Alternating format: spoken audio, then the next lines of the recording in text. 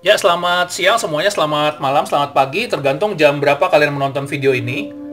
Mau mengingatkan kembali bahwa apa yang kalian peroleh dari channel 32,5, ilmu-ilmu maupun informasi terutama yang berkaitan dengan intelijen, jangan sampai kalian gunakan untuk hal-hal yang tidak baik. Sebaliknya, gunakanlah untuk hal-hal yang berguna. Karena penyalahgunaan informasi atau segala sesuatu yang kalian dapatkan di sini bisa membuat kalian berhadapan dengan hukum di mana kalian saat ini menetap. Oke, selain itu juga mau mengingatkan juga bahwa apa yang kami sampaikan di sini adalah berdasarkan analisis dan informasi yang kami peroleh. Karenanya kalian boleh percaya, boleh tidak, tergantung dari sudut mana kalian ingin memandang video-video yang telah kami sediakan. Juga jangan lupa saat ini Indonesia masih berada dalam kondisi pandemi COVID-19.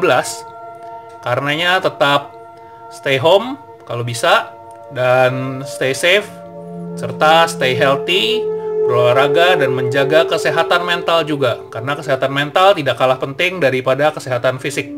Oke, selamat menonton video ini. Ya, pada video kali ini kita akan membahas mengenai konspirasi terkait penggunaan hewan oleh Israel sebagai agen mata-mata. Jadi ini adalah sesuatu yang unik karena biasanya agen mata-mata itu adalah manusia atau robot atau menggunakan teknologi komputer, tapi di sini dibilang menggunakan jasa para hewan. Dan hewannya pun bermacam-macam dari hewan air sampai burung dan beberapa jenis hewan lainnya. Dan di sini pun dibilang apa yang disampaikan ada yang dibantah oleh Israel, tapi ada juga hal-hal yang tidak dibantah oleh mereka atau tidak mendapat tanggapan.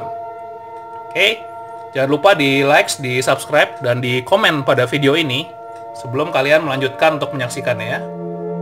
Untuk hewan yang pertama adalah tikus, dan tikus ini adalah jenis mamalia pengerat yang kalau satu aja bisa merepotkan kita ya di rumah, apalagi kalau banyak. Nah, di sini disebutkan di 13 Maret 2018, seorang pembawa acara televisi dari Yordania bernama Dr.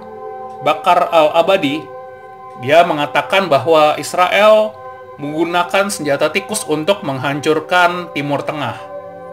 Nah, tepatnya dibilang Israel ini mengumpulkan banyak sekali tikus yang membawa wabah bubonik dari Norwegia. Mereka kumpulkan, dan kemudian pada tahun 1967 tikus-tikus ini dilepas di daerah Mesir. Dan kemudian tikus-tikus ini dibilang berkembang biak dengan sangat pesat sehingga menghancurkan ladang dan pertanian di Mesir. Nah, dibilang juga meskipun sudah terjadi perdamaian dengan Mesir, tetapi Israel tetap terus-menerus menyelundupkan tikus-tikus ini untuk menghancurkan Mesir, dan disangka bahwa tikus-tikus ini juga akan menyebar ke negara-negara Timur Tengah lainnya. Jadi di sini benar-benar dibilang mereka sengaja melepas tikus yang sudah membawa hama penyakit ya. Wow, ini benar-benar kreatif luar biasa. Tetapi ini juga tidak disangkal oleh pihak Israel. Jadi kita tidak tahu apakah ini betul atau salah. Bahkan di sini ditambahkan lagi sama si pembawa acara Yordania itu bahwa tikus ini seringkali tidak hanya merusak pertanian, tetapi tikus ini juga suka menggigit perut dari anak-anak. Ya, tentunya tadi sudah dibilang tikus ini mengandung bubonic plague atau penyakit bubonik. Oke, kita akan lanjut ke hewan yang berikutnya. Baik, hewan yang berikutnya adalah lumba-lumba. Dan seperti kita ketahui, lumba-lumba ini adalah binatang yang cerdas. Dalam beberapa pertunjukan bahkan bisa dilatih untuk melakukan berbagai atraksi. Lumba-lumba ini juga mempunyai daya ingat yang kuat, dan terlebih lagi dia sangat bersahabat dengan manusia. Karenanya tidak mengherankan bila pada salah satu tuduhan yang dilayangkan untuk Israel adalah mereka melatih lumba-lumba untuk dijadikan pasukan spionase atau pasukan mata-mata. Ini diungkapkan oleh seorang anggota brigade Hamas, yaitu Adin Al-Qassam, pada Agustus tanggal 19 tahun 2015. Dia mengklaim bahwa Hamas berhasil menangkap seekor lumba-lumba, di mana lumba-lumba ini dilengkapi dengan kamera dan beberapa perlengkapan mata-mata lainnya di perairan Gaza. Bahkan salah satu anggota Hamas juga mengatakan si lumba-lumba ini dilengkapi dengan panah untuk membunuh. Nah, berita soal lumba-lumba ini masih terus berlanjut dengan salah satu surat kabar Iran. Fars News Agency mengatakan bahwa sebetulnya itu bukan lumba-lumba, tetapi itu adalah robot lumba-lumba yang dilengkapi dengan berbagai perlengkapan canggih untuk mata-mata, termasuk video kamera. Nah, hal-hal seperti ini tidak disangkal, atau mungkin belum disangkal oleh Israel, tetapi dikatakan bahwa penggunaan lumba-lumba untuk mata-mata memang sudah mencuat sejak lama. Karena kita lihat ini di Amerika Serikat maupun Rusia, dibilang mereka mencoba untuk melengkapi lumba-lumba dengan peralatan kamera dan sebagainya sebagai pendukung operasi mata-mata. Jadi kita nggak tahu apakah ini benar atau salah. Mungkin juga bisa benar karena Amerika pun sudah mencoba melatih hewan ini untuk operasi militer atau operasi spionase.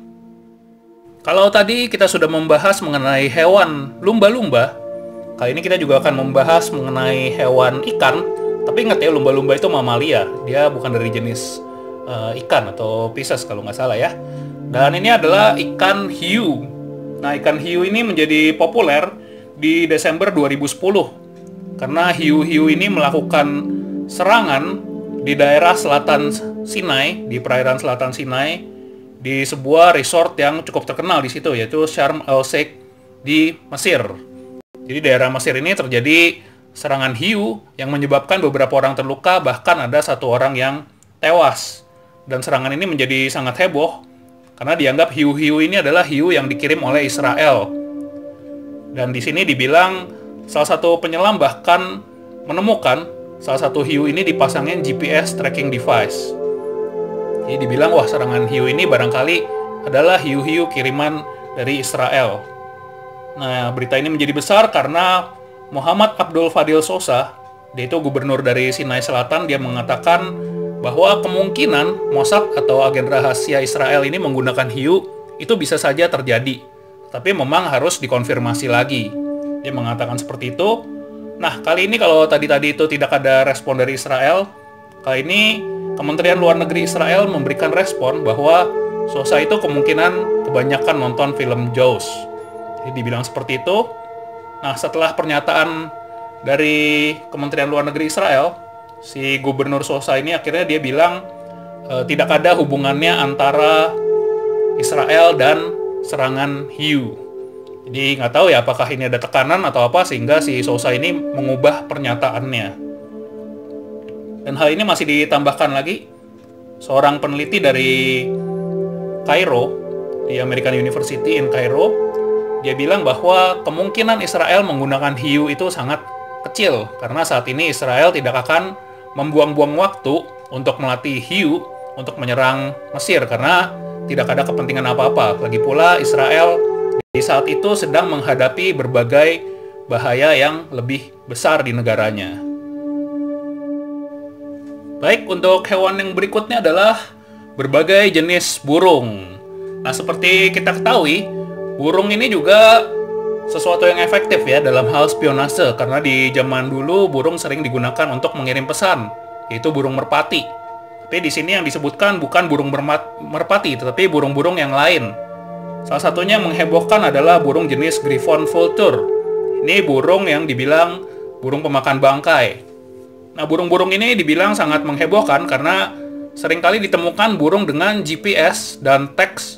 Teks itu artinya label bahwa burung ini berasal dari Israel.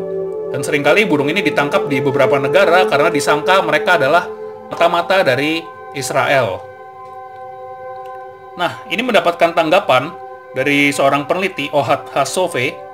Dia dari Israel Nature and Parks Authority. Dia bilang, burung dan lain-lainnya itu yang biasanya ketangkep itu adalah burung-burung atau hewan untuk penelitian, di mana diteliti kira-kira jarak terbangnya burung itu seberapa dan berimigrasinya itu seperti apa. Dan dia menambahkan bahwa adalah suatu kebodohan bila percaya bahwa burung-burung ini digunakan untuk mata-mata. Tapi di sini ada sesuatu yang seru karena masalah si Griffon vulture atau burung bangkai ini sampai melibatkan PBB.